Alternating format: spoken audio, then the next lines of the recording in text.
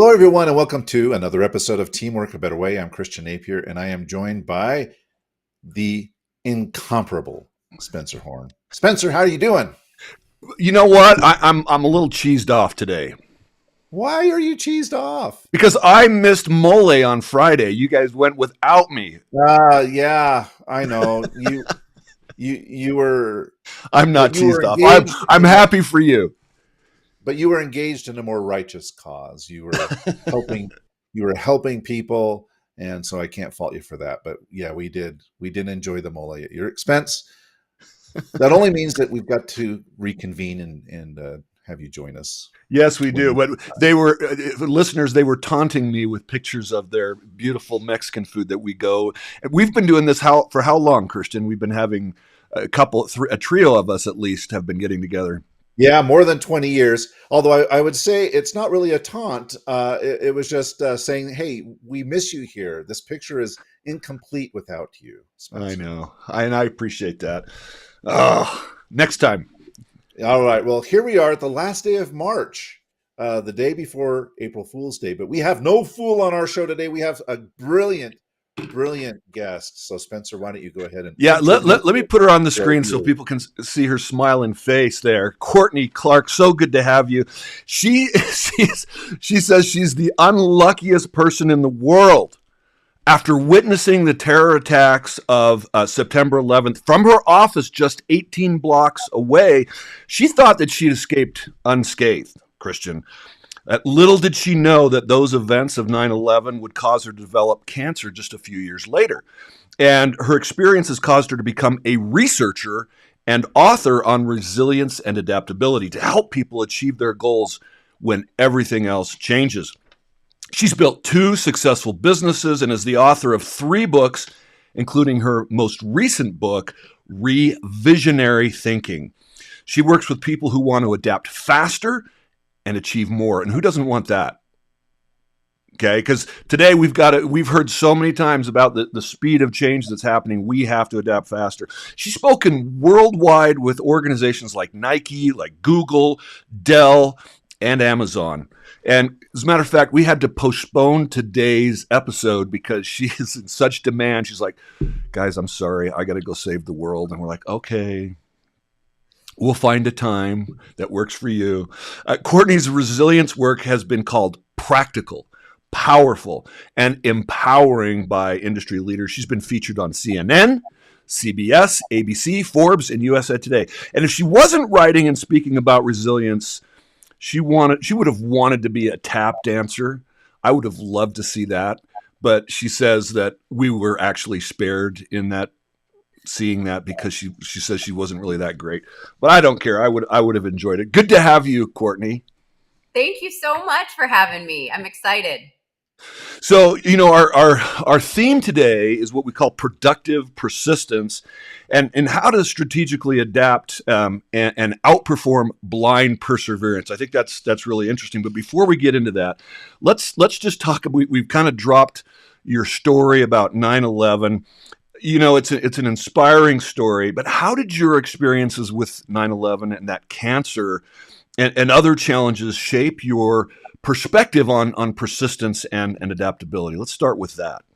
Sure. I mean, I think that it really shaped it probably before I even realized that it did, because I was so young. I had just graduated from college when September 11th happened, and then I was diagnosed with cancer 4 years later. And because of the cancer, they actually discovered that I had a brain aneurysm that was about to hemorrhage. So I've had cancer 4 times. I had a brain aneurysm. I had 3 brain surgeries to remove the brain aneurysm. So there wasn't much of a time in my adult life that I haven't faced challenge after challenge. And as hard as that was, what I realized that it gave me was this expectation that it wasn't going to be easy, versus friends, family members, some people in my life that had a really nice run of it. And maybe it was a little easier for them. And then the first time something doesn't go their way, they're like, well, this isn't fair. This isn't right. This isn't how it's supposed to be. I never in my adult life expected things to be easy or go my way. And so in some ways, maybe that made struggle easier for me, a little less of a struggle. And I think that's really important. I love that you say that. And just riffing off that for a second, I always say when people say, if you do what you love, you never have to work a day in your life. And I say that's a lie. And the reason is it sets people up for failure because they're not ready to be blindsided or for the things that come out of left field. And they're like, this is not fair. But when you expect that life is not going to be fair, it actually helps, is what I heard you just say. Is that right? Yeah, absolutely. And that super aligns with what we're talking about today. This idea that everything doesn't always fall into place. Like it's not always easy and meant to be. And you can't always get what you want. Oh, now she's quoting Mick Jagger and the Stones, man. Come on. Christian, that's speaking your language and mine, right? Absolutely. But I think that's a huge part of what this is, yeah. And really, I think that's a huge part of success is this realization you can't always get what you want, but then figuring out how to get what you need. Right. I love it. I'm curious, Courtney, to hear from your perspective. You know, I've worked with a lot of people, and as we all have, right? I spent about 25 years in major international events, which are very, very high pressure environments. And I noticed that the people who tended to succeed there had a combination of a roll with the punches mentality plus intellectual curiosity that allowed them to overcome challenges, whatever those might be. But is that, it's led me to think, is that innate in some people? Are some people just naturally wired to have this kind of roll with the punches personality, or are these skills that can be learned? Yes to both. Just like some people are inherently more positive and upbeat, but that doesn't mean resilience isn't a skill that can be learned. I absolutely believe that the people you're talking about who are wired to be more flexible, who are wired to be intellectually curious, are going to have an easier time with this. But what you're talking about, Christian, what you just described is something that I call growth resilience. There's two kinds of resilience. And I think a lot of the problem happens because we just think of one big bucket of resilience. And when we talk about resilience, a lot of what we focus on, a lot of what gets shared on social media or passed down as sage advice through families is grit resilience. Quitters never win. You can do anything you put your mind to. Just work hard and it's going to pay off. That's grit resilience. But we need that. That's not wrong or bad. But I think we've over-indexed on that side of it. And we need to balance that with what I call growth resilience, which is everything that you just said, that flexibility and intellectual curiosity. And what if there's another way to do this? Either a better way or, hey, that old way, we can't do that anymore. And so we don't have to do it the way we've always done it. We can explore new things. So that growth resilience is so innate in some people, but it's absolutely a skill that can be learned. A huge part of why it's not learned is not necessarily an individual person's responsibility, but this culture that we've created that leans so hard into the grit and just dig deeper and never give up.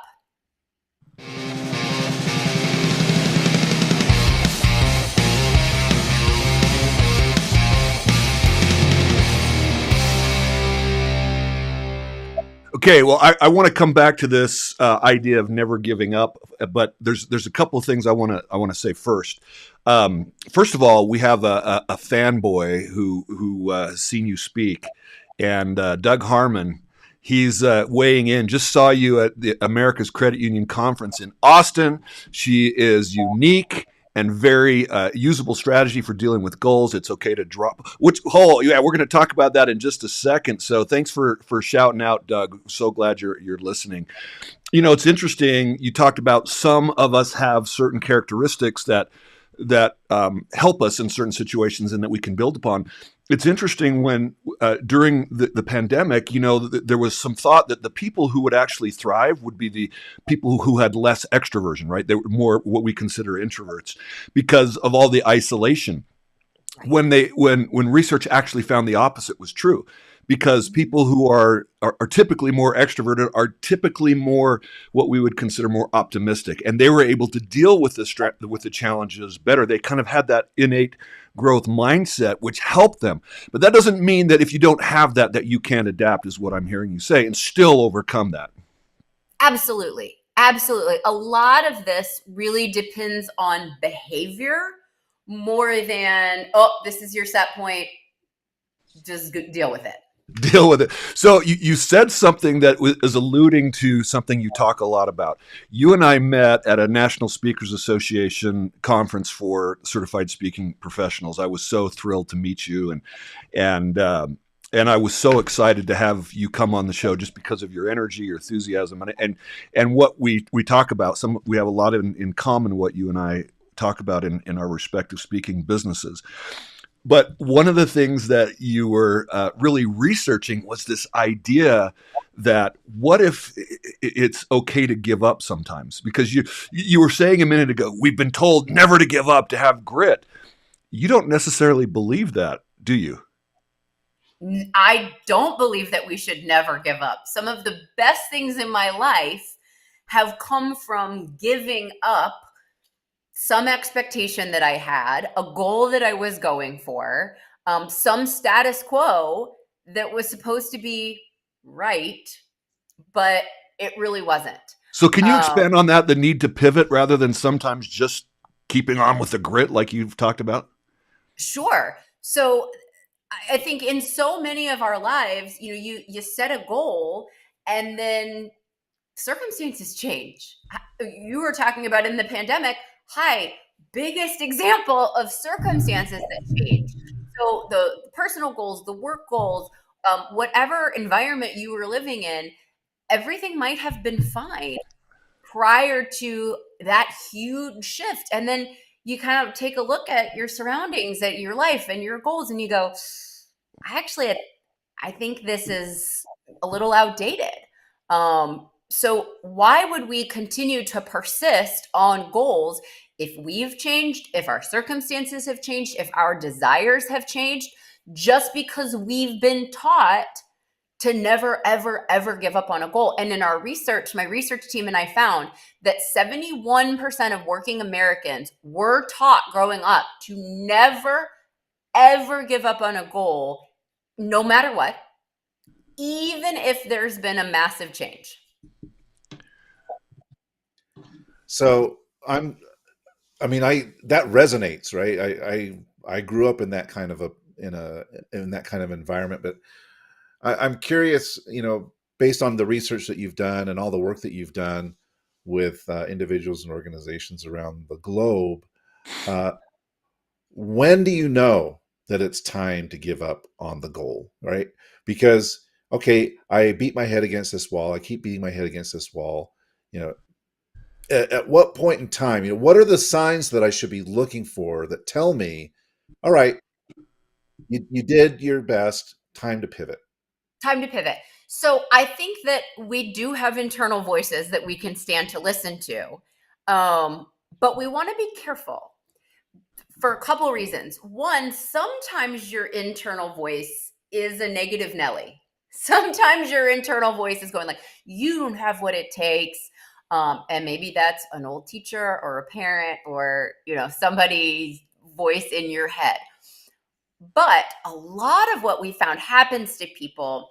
So there's two mindsets that you live in when you decide to pursue a goal. You start in something called evaluative mindset. Evaluative mindset is deciding, hey, do I have the resources that it takes? Do I want to give those resources? But the second you take one step towards pursuing the goal, you flip into implementation mindset. And the thing about implementation mindset is it's really hard to break. Implementation mindset does not want to be questioned or evaluated. It just wants to keep going and implementing. And so for this reason, it's really hard. This is where sunk cost fallacy comes into play, right? Because we're like, but I've already given this much resource. I want to just keep going. I don't want to be a quitter. Pride was the number one reason that we found in our study why people wouldn't give up on a goal, even if it wasn't working out. So people just want to keep in that implementation mindset. So what we found is that one of the best ways to be able to know when the time is right is to have benchmarks. And the benchmarks really are those check-in points along the way. How do you evaluate, am I making the progress that I should be making? Am I making the progress that's standard? Do I have enough of this resource that it makes sense to keep going?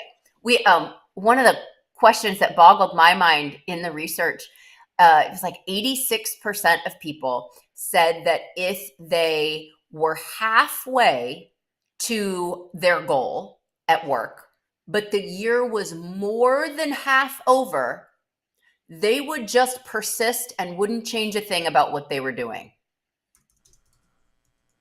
So that you've run out of a resource, time, you're running out of a resource, and your benchmark should be telling you that doesn't have as high a chance of paying off. You should reevaluate, you should do something different. Not necessarily change the goal, but you got to supplement in some way. But people just, that persistence is just beat into us. Just keep going. You can do it.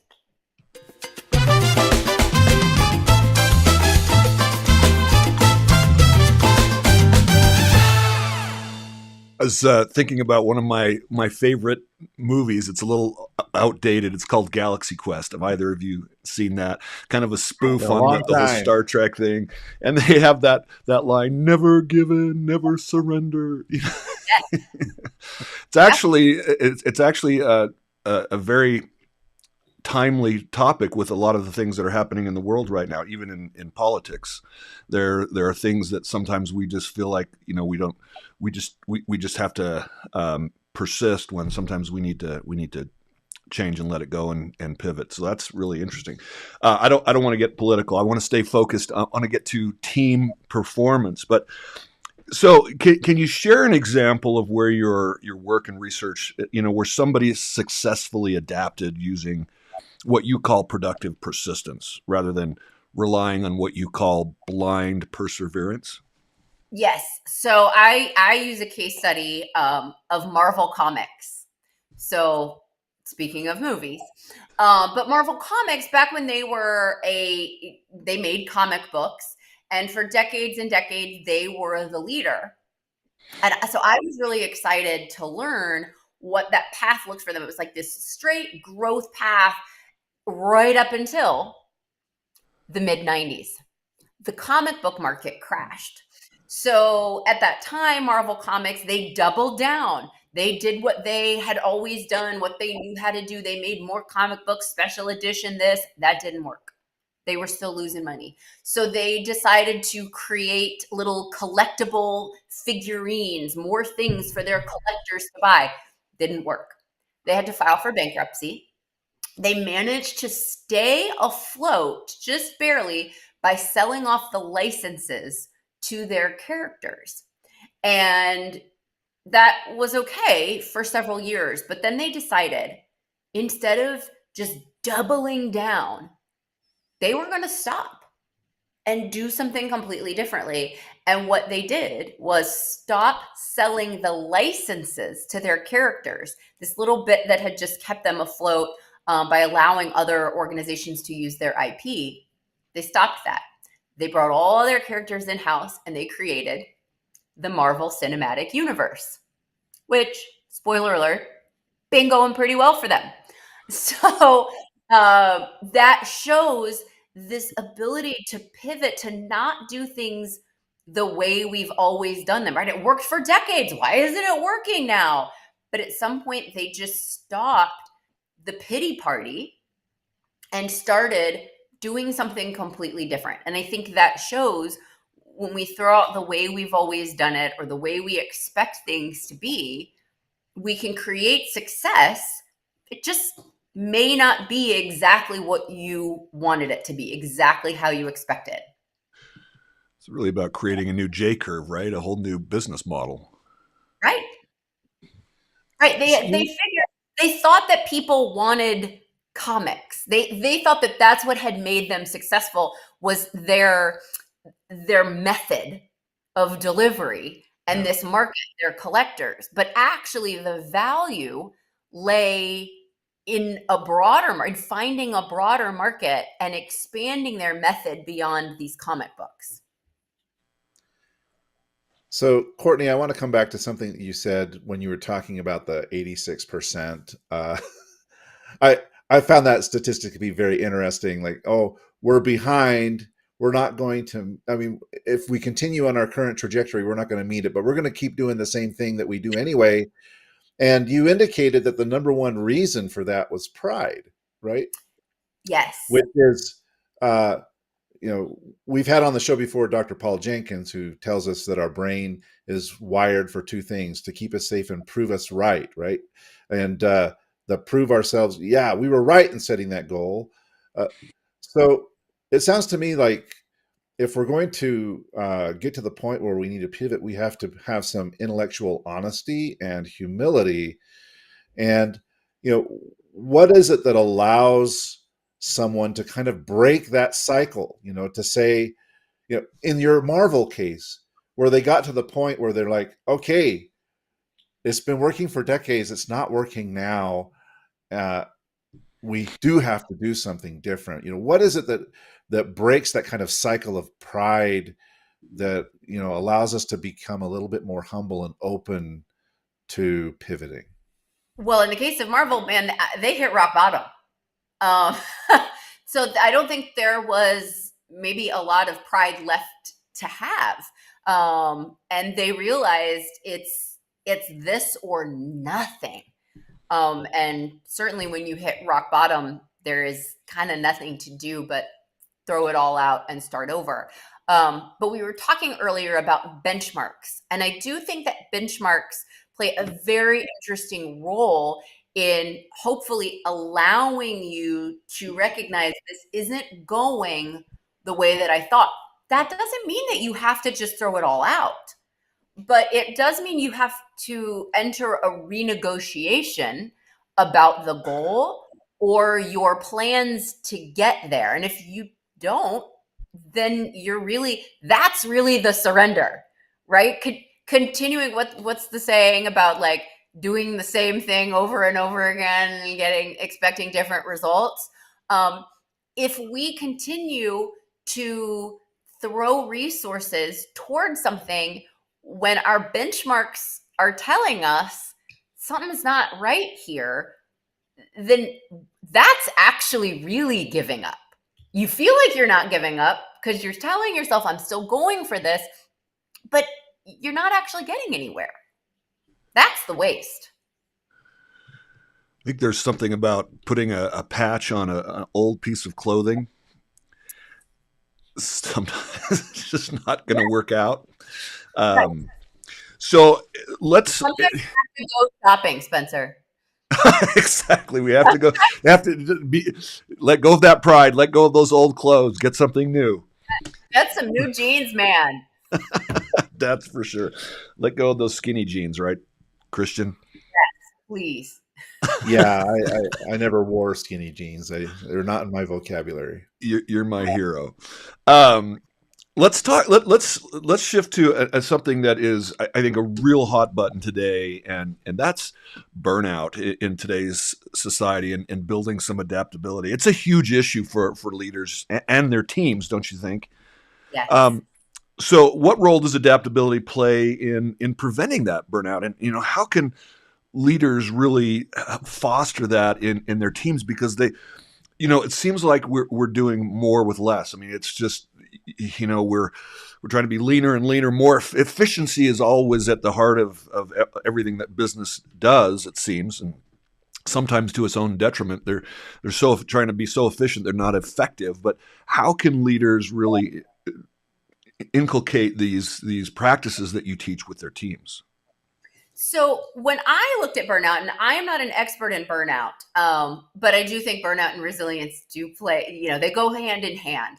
So what I found so interesting about burnout was that it's not just about having too much to do.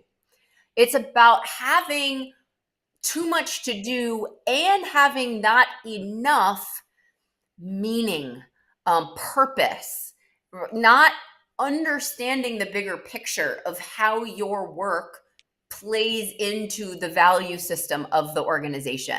It was really, there's a detachment there that makes burnout possible, because we all know of people who work so hard and they're not burned out. And that is because they feel that inspiration or purpose, they feel some meaning in their work. So I think that what adaptability allows is, it's not just like one foot in front of the other plodding along, but adaptability, if you have to see the big picture in order to adapt. You can't change and move and flex if you don't understand the environment. And so I think it's that understanding, and then going, oh, okay, well, if this doesn't work, then we're going to try this, that helps people not burn out. Yeah, I love that answer. It's interesting. I was, you've been a president of a speakers association in Austin before. I'm currently the president of the Mountain West chapter, and so I was participating in our speakers academy on Saturday. I was one of the speakers there, and one of the exercises that I had these people who are working to build their speaking business, to help them with the mindset and the resilience that they need. We identified just 3 of their values, and the question that I asked them, Courtney and Christian, was, what percentage of the activities you did last week were in alignment with what is important to you, with what your values are, with what gives you meaning? And if it's less than 50%, that's a pretty low bar. Chances are you're going to be struggling and frustrated. Yes. Yes. So can I tell you something that I think you are going to love, given that you said that? Please do. One of the strategies that I teach teams, and individuals can use this as well, is that when you have to let go of a goal that's not working out, that's one of the biggest struggles that people have, right? I was taught not to give up. I've been pursuing this. How do I let go? How do I give up on a goal that's not working? Because they feel like they're a failure if they don't follow that mantra. I mean, me too. I didn't come at this just from an academic perspective. I think we've all lived this. So here's what I found. You don't have to just throw the goal away and be like, okay, we're never going to think about that again. What I actually recommend that groups do is expand the goal, what I call supersize the goal, and find the highest and best version of the goal. So Dan Heath calls this, what is the goal of the goal? And when you find that big goal, that North Star, the reason that you set the goal in the first place, it's actually easier to get to that, this bigger, supersized goal, because a lot of times what we're calling a goal is actually a plan. So if it's just like step 1, step 2, step 3, step 4, and then we get there, and there's only one way to get there, that's actually a plan. It's a plan that has an end point, but just because it's an end point doesn't make it a goal. A goal should have multiple plans, paths, lots of different ways we could accomplish it. So we want to supersize that goal, like Marvel Comics, right? If you think about a supersized goal, they thought their goal was sell more comic books to more collectors. But really, their supersized goal was get as many people as possible to fall in love with these characters' stories. The medium, the method, the market, all of that is fungible.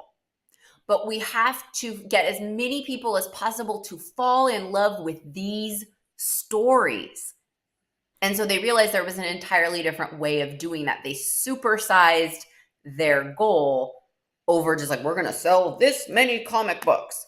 And so the easiest way I think that you can supersize a goal is to turn what I call ABC goals into VIP goals. So ABC goals, that's achievement, behavior, or comparison. Achievement goals are like, okay, we're going to, sell this as a company this year. Behavior goals, a lot of times those are like the personal goals that you would set for yourself that the new year, right? I'm going to habits and start or stop doing this. And then comparison, that's like, oh, well, our competitors are doing this, so we have to too. Or, I want to follow in my mom's footsteps. Those are totally fine goals, but they're not supersized. So we supersize by turning ABC goals into VIP goals. And VIP goals are based on values, ideals, and purpose. So like, what inspired me to set this goal in the first place? What ideal did I hold that made me care about this? What value am I trying to live out? And that's what I thought about when you said that. When we know what our values, ideal, and purpose are, then we realize we're playing all of those out in the things that we're calling our goals. So we just need to think about them from a bigger perspective. And then we might find that there's other ways to get there than what we realized.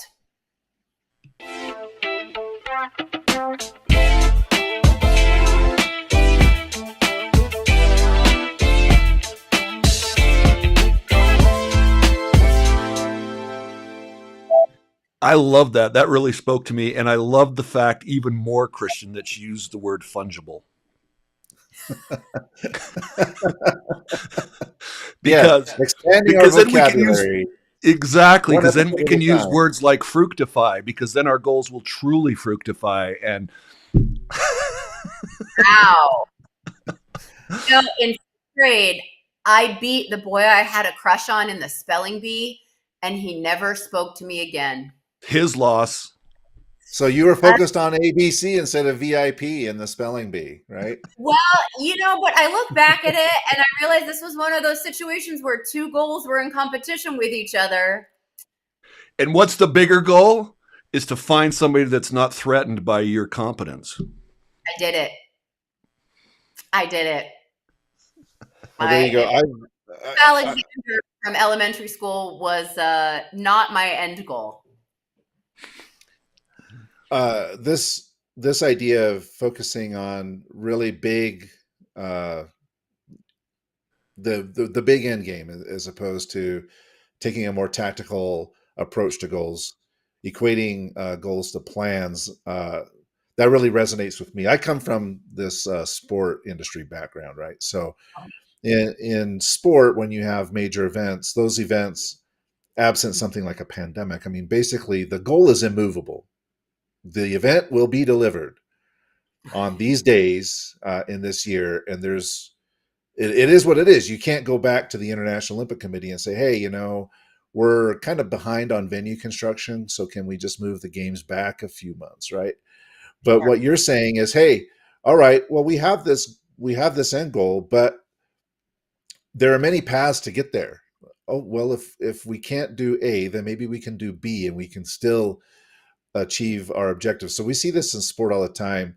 And one of the things that I wanted to ask you about was this notion of blind perseverance, and how blind perseverance may blind us to significant opportunities that might present themselves, but we don't see them because we're just so focused on this, I got to do these three things, and we don't see them. So I'll give another sports analogy, and I apologize, but Oh, this is uh, great.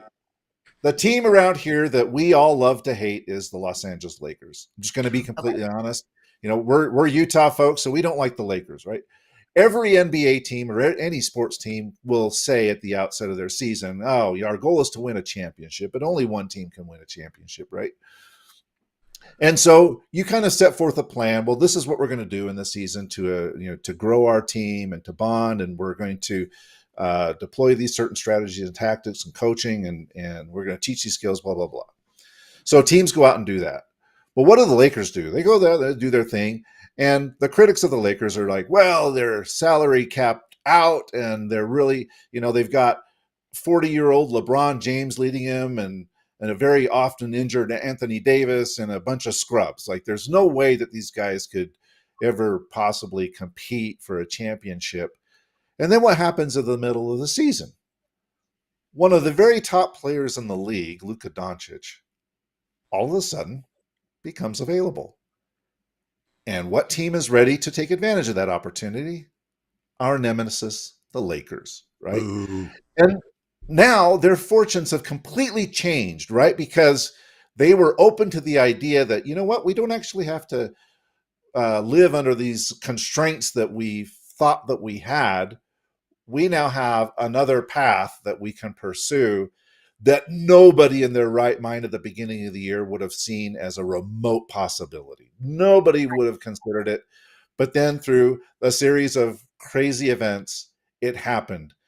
And I just feel like a lot of us, me included, I'm like the team that just, okay, I got my plan for the year and I'm going to go down here. And they're not open to, they can't even see these kinds of off the wall, off the charts opportunities that might present themselves, because no, we couldn't do that. Right. If I look at my team, the Utah Jazz, there's no way we could get Luka Doncic over here. No way. The Mavericks will never give those guys up. No way that we could make that happen. But what you're telling me is, you know what? I You can find remember ways. that happening. And if sports gossip got to me, then that was big news. So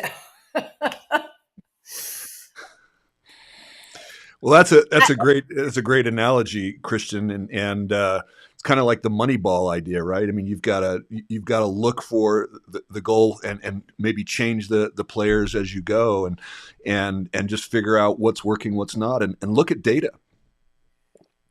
I'm not against goals. Yeah, I think goals are really helpful, but you're exactly right that goals, if we are too stringent about our goal has to be this, and there's no room for the environment to press on us and shift us in any way, then we're going to lose opportunity. it was I think it was General Patton said,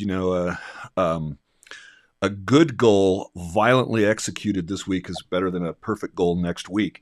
So sometimes it's better to get started. There are some personalities that really struggle with, they've got to have everything in place and then they've got this perfect plan. But the idea is get started, and you may find that you need to take a different different attack, and you can change as you go. But it's more, just things can't ever be perfect. So the idea is that you're going to have something show up that you didn't expect. Yep. You're going to have a 9/11. You're going to have, something that I guarantee you there's something going to happen this year that's going to impact people who are listening to their job, to the economy, to the marketplace. And so you've got to figure out how to do things differently. And when you're ready for that, it doesn't make it necessarily easy, but it makes it easier. Well, you're coming to expect it. Yeah. You don't know what it is, so you can't be ready, but you're ready to be ready. Yeah. And I think that that's huge. What we found in our research, and I think this is incredibly relevant to what y'all talk about, is that in fact, leaders were the least likely to be willing to give up on plans that weren't working out. Even with proof that it wasn't turning out, leaders still wanted to execute on the plan. And that could be because it's their plan. It could be because, that leaders are feeling like, but I love the way we've always done it, maybe more so than their direct reports. But we found that it was, in fact, leadership who was less flexible. And of course, that's who you need to be the most flexible. Oh, I think that's so important. There's this Japanese concept of kaizen, right? And what they do is they take the ideas from the front line, the people actually doing the work, and if they can come up with a better way of producing or doing the work, they get rewarded. And so, but I think it takes management flexibility to say, hey, some great ideas can come from the front line, right? Isn't that similar to what you're saying? Absolutely. Absolutely. Well, and what I'm really saying also is that sometimes they can only come from the front line, not just because of their vantage point, but because it seems that people who are direct contributors who aren't managing other people maybe don't feel as beholden to the plan and the goal. And that then allows them to have that detachment and openness to possibility that we really need.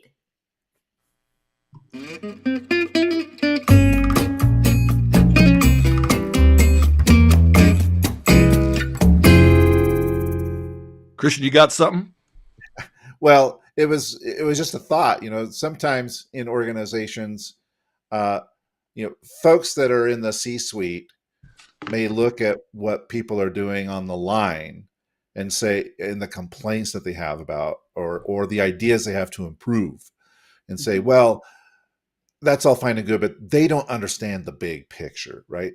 If they only understood the big picture, then they wouldn't be suggesting what they're suggesting, because they just live in their little sphere and they don't really see everything else that's going on. And if I understand correctly, what you're saying is actually the folks up here in the C-suite are not willing to see the little picture sometimes. It's called the CEO disease there in the ivory tower. Sometimes they are separated from reality. Yeah. Right. Yeah. I think both things are true.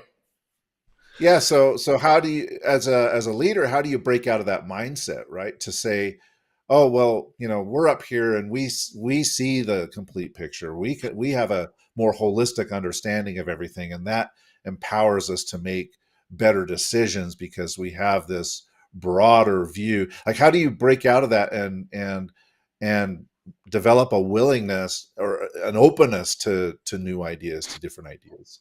Well, one of my hopes is that this research is going to help organizations realize that their view may not be as robust as they think it is.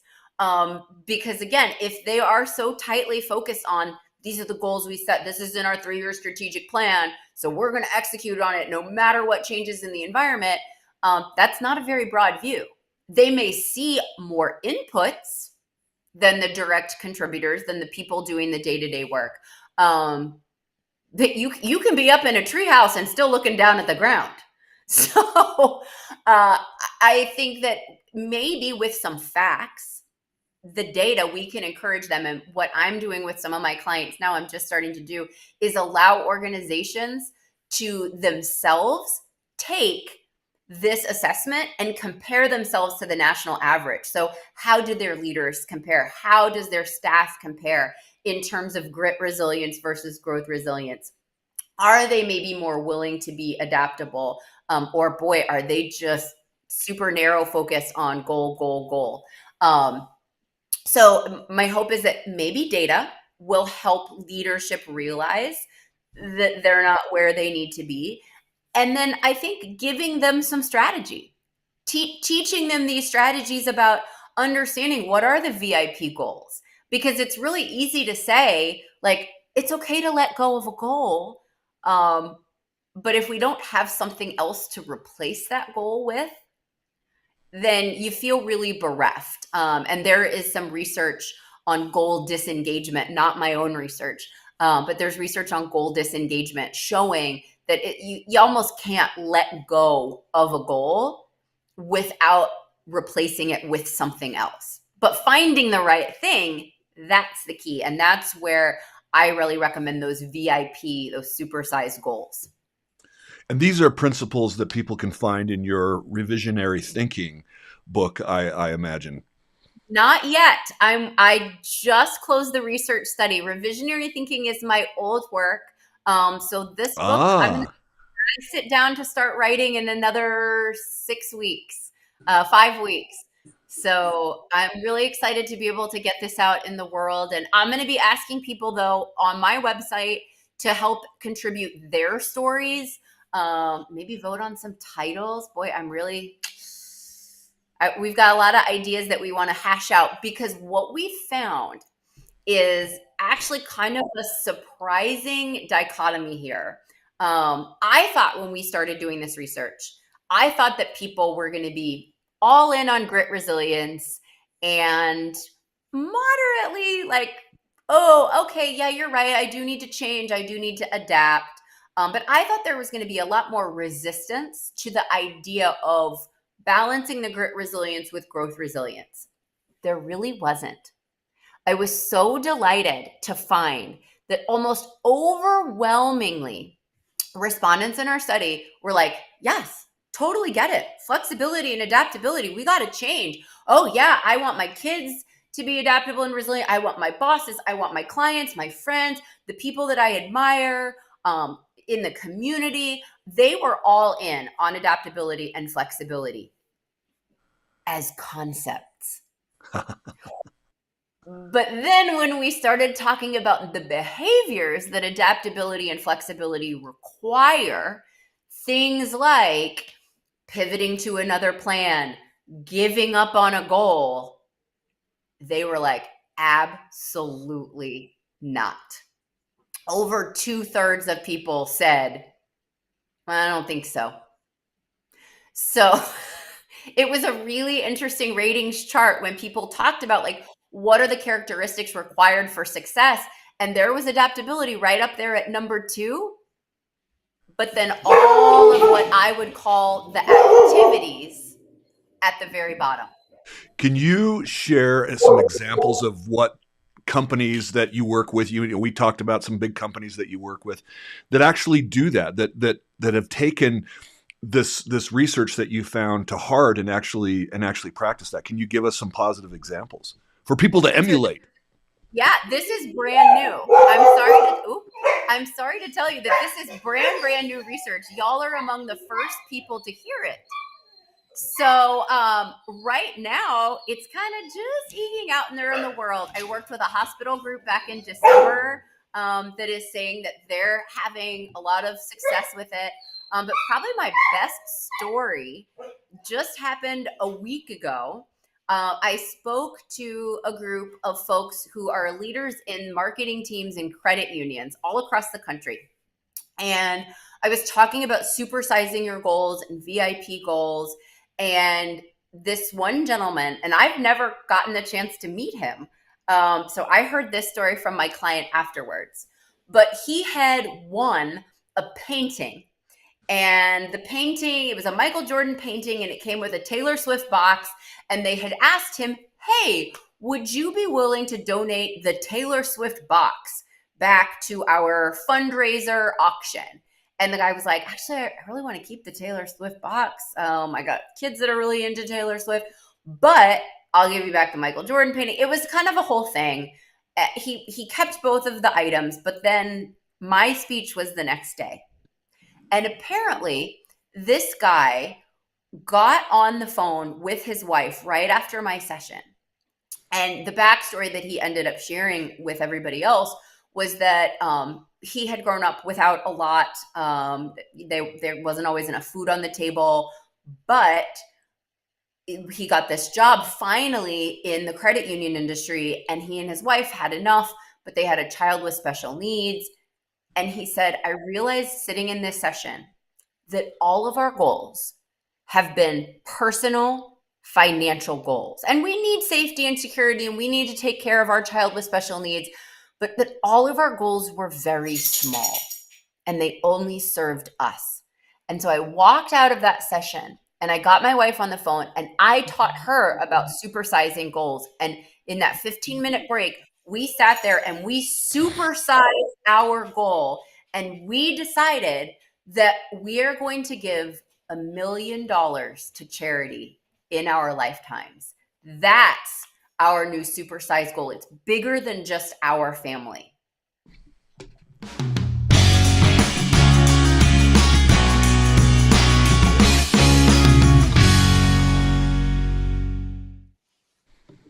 That's a beautiful goal, because at the outset, you may not know exactly how you're going to achieve that goal, right? So it opens you up to all kinds of possibilities.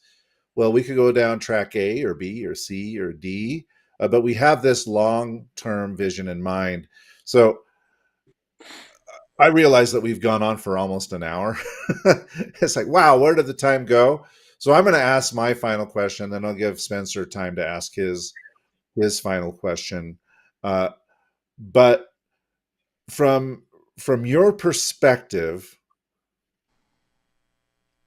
how actually I'm going to go back to the person that you just talked about, who says we're going to give $1 million to charity in our lifetimes. How important, not just on the VIP side, but on the opposite side of VIP, how important is it to break through or overcome assumptions that might limit our goals, right? So I'm guessing, with these VIP, the $1 million charity folks, again, they probably didn't know how they were going to achieve it. But I find myself quickly falling into the trap of assumptions. Like, okay, I make assumptions about the way things are currently and where things could potentially go, and I limit myself. I downsize my VIP. I don't supersize it. I might downsize it because I start making limiting assumptions. And so in the work that you do with people, how do you help them to potentially overcome some of the limiting assumptions that might hinder them from really setting supersized goals, and instead just kind of setting little small things because they think, well, I couldn't really do that. I couldn't really set aside $1 million, donate $1 million to charity. I mean, we can't really do that. I just work at a credit union. When I have a kid with special needs, I couldn't do that. So how do you get people to overcome the doubt and remove these assumptions that might be limiting their ability to achieve great things? I think a key factor in not thinking small is when you have these supersized goals, there's not one way to get there. So of course you don't have a plan, because the whole beauty of supersized goals is you get to have 5 plans or 10 plans. And that's why supersized goals are ideal. They're better than the goal that's like, it has to go perfectly. It has to be this step, and then everything has to go in a perfect line. And if any one thing doesn't work, then that goal is ruined.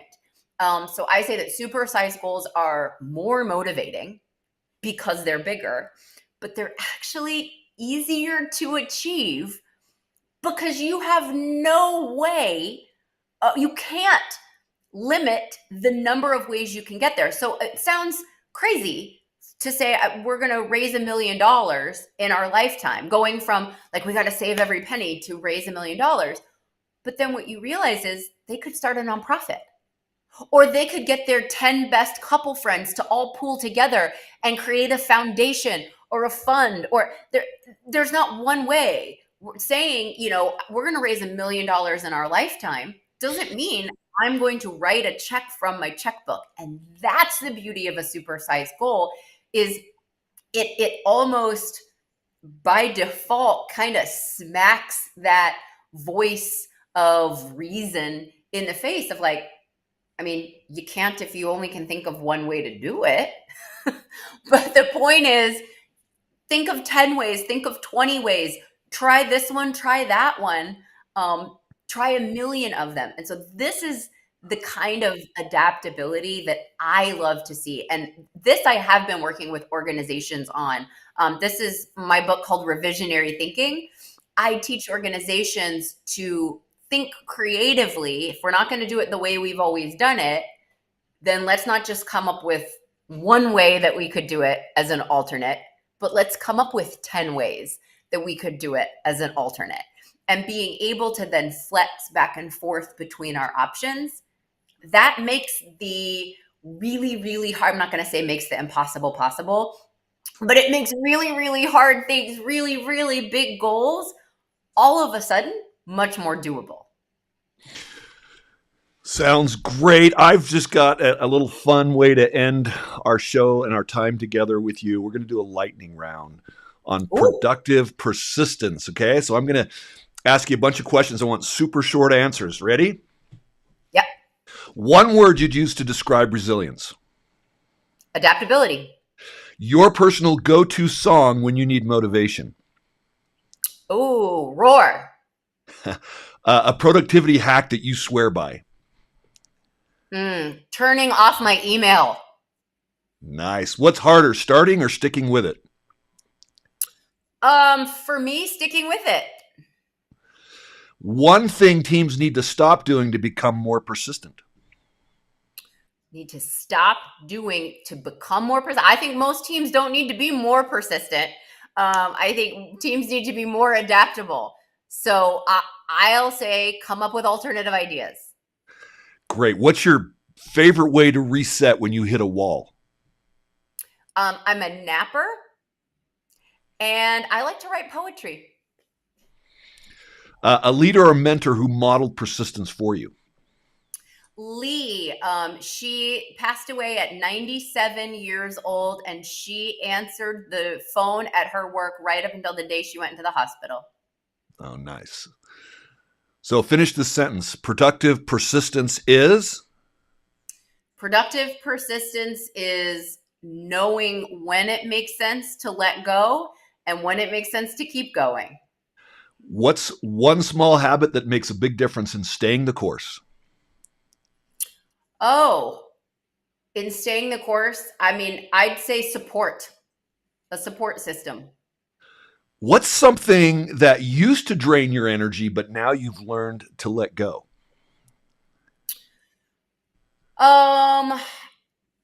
Competitive stuff like games. I'm not super competitive, but then it really used to bother me, and now I just don't care. I just go, great, win. Okay, so here's another one. When you kind of have to grind through a big project, coffee, tea, or something else? Flavored water. Can you imagine this on caffeine, Spencer? So liquid death or something like that? No. Liquid death is flavored water. Flavored water. Yes. Excellent. Anyway, that's all I have, Christian. Wow. Well, Courtney, I really appreciate you spending a few minutes. Well, it's almost an hour, to be honest, with us. If people want to learn more about the work that you're doing, look at one of your existing books or something that's coming up. Super excited about seeing all this research. And thank you for giving us a sneak peek into it. But if they want to connect with you and learn how they could help, you could help them or their organizations, what's the best way for them to connect with you? Sure. My website is CourtneyClark.com. CourtneyClark. And I'm on Instagram and LinkedIn and Facebook and all of the things. All right. Fantastic. Thank you, Courtney. And Spencer, you've been helping teams improve their performance for decades. If folks are out there and interested in learning about how they can develop high-performing teams, how should they reach out to you? Message me on LinkedIn, and we do it every day. So, Christian, how about you? Don't you love him, Courtney? He's so awesome. Great questions. I don't want to play sports with him. He said he's a sportsy guy, and I'm not competitive. So let's just keep talking. Truth be told, I'm not competitive either. But But feel free to reach out to me on LinkedIn. Yeah, it's an easy place to find me. Just look up Christian Napier. All right, Courtney, thank you so much for this wonderful hour. We really appreciate it. Listeners and viewers, thank you as well for joining us. Please like and subscribe to our podcast. We'll catch you again soon.